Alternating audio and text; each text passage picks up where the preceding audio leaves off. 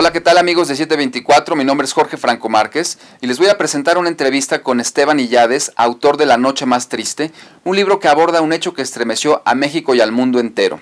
La noche del 26 y madrugada del 27 de septiembre, en que desaparecieron 43 normalistas de Ayotzinapa, los 43 jóvenes estudiantes de la Escuela Normal Rural Raúl Isidro Burgos, ubicada muy cerca del municipio de Iguala, en el estado de Guerrero.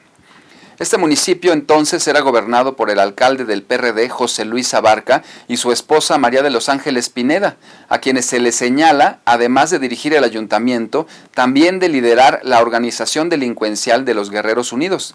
En esa noche se combinaron múltiples factores que desembocaron en la historia que muchos conocemos. Sin embargo, algo importante que se señala y que señala el autor Esteban Illades es que luego del análisis de los hechos y de las circunstancias alrededor del caso, había muchas cosas a la vista que indicaban que una tragedia podía suceder sin que las autoridades hayan hecho nada. Vamos a la entrevista. Este libro inicialmente fue un reportaje.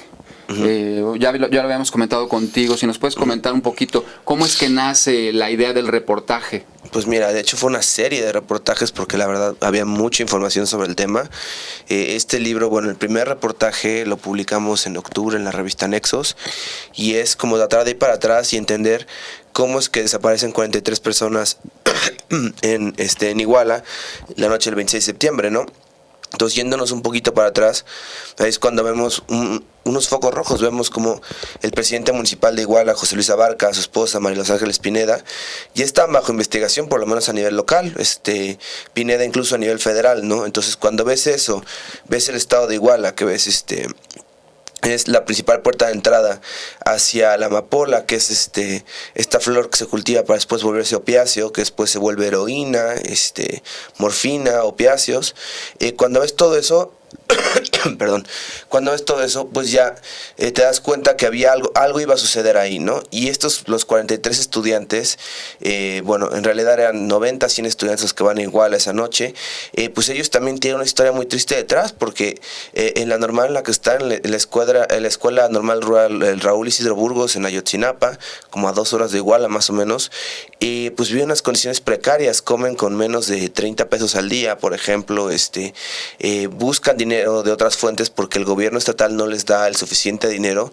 No fue sino hasta ahora, hasta la desaparición de este grupo de estudiantes, que el gobierno del estado se acerca y les dice que les va a dar más dinero. Entonces, pues ellos también buscando recursos que van a Iguala. Luego la historia del estado de Guerrero también, que es un estado que siempre ha tenido como muchos conflictos sociales. Juntado todo eso, pues investigándolo, te das cuenta que esto pues realmente iba a suceder de alguna forma u otra, ¿no? Entonces, a raíz de ese reportaje, y bueno, luego después obviamente ya otro que también se llama La Noche Más Triste, en el que trato de describir qué es lo que sucedió esa noche, pues todo eso ya me dio como elementos para poder escribir un libro más grande con la idea de tratar de explicar qué llevó esa noche, qué sucedió esa noche y en dónde estamos ahora. ¿Cuánto tiempo te llevó y más o menos cómo desarrollaste? Veo que hay muchas entrevistas también. Pues mira, la verdad, el primer reportaje fue cuestión de semanas, porque fue tratar de ir al génesis del asunto, a tratar de entender todo esto. Entonces, para muchos de nosotros en la prensa del Distrito Federal, disculpa, para muchos de nosotros no teníamos mucha idea de lo que sucedía, ¿no? Iguala no había estado presente en las noticias, no había estado presente en nuestras discusiones. Se habla mucho de Acapulco, por ejemplo, de Chilpancingo, la capital del estado, pero Iguala no. Entonces, pues empezar desde cero, pues es costoso, te tardas tiempo, pero ya a partir de eso, pues que me empecé a meter al tema, pues seguí.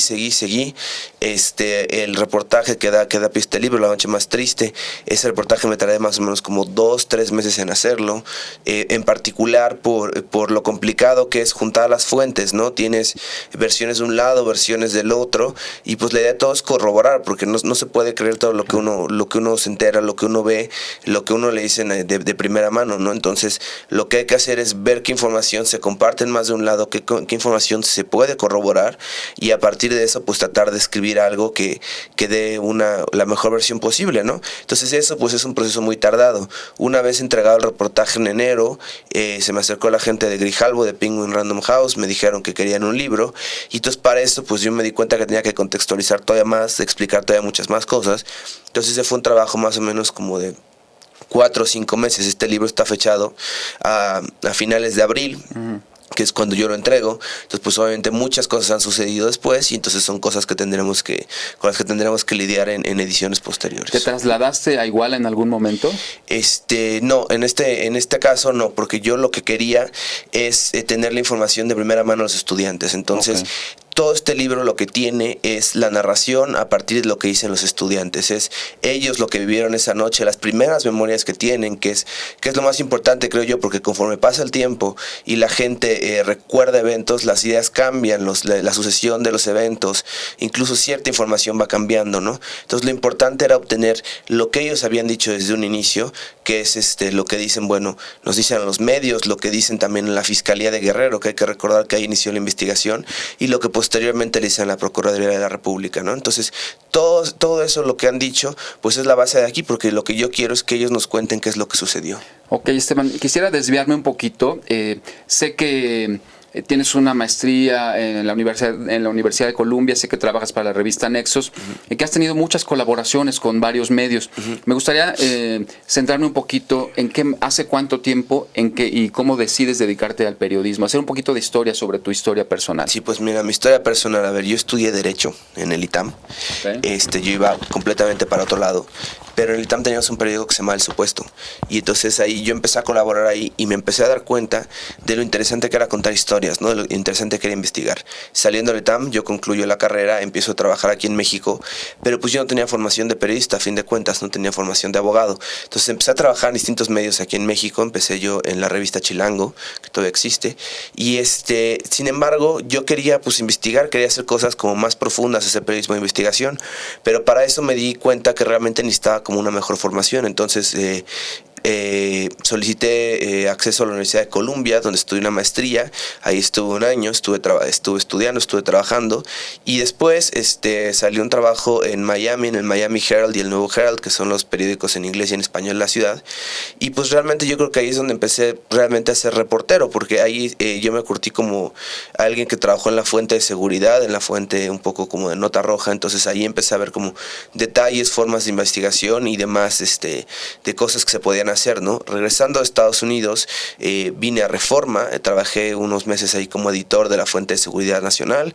Fue también un trabajo muy interesante, en particular para ver cómo se hace periodismo en México a diferencia de cómo se hace en Estados Unidos, ¿no?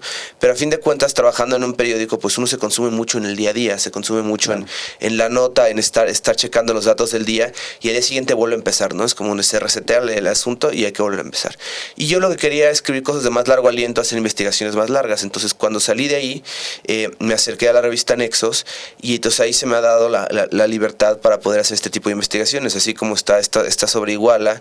He participado en otros anteriores, como por ejemplo el 20 aniversario de la muerte de José Francisco Ruiz Massieu. Hice una investigación de documentos sobre qué había sucedido. También he hecho investigaciones, por ejemplo, sobre el estado del fútbol mexicano, y pues actualmente estoy trabajando con muchas cosas que tienen que ver con licitaciones y bases de datos para hacer otro tipo de periodismo, ¿no? La noche más triste es un profundo trabajo de investigación.